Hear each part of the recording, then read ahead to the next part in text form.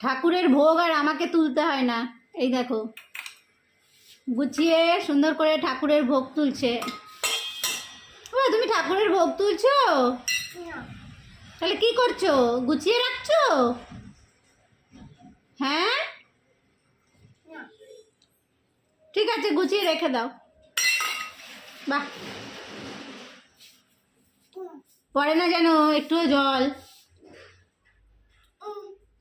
উফ, কত কাজ। Good boy. বাহ বাহ বাহ বাহ।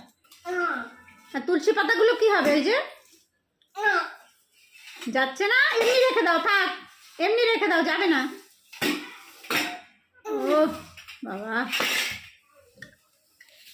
থাক থাক থাক থাক, ঠিক আছে ঠিক আছে, এই তো গুড।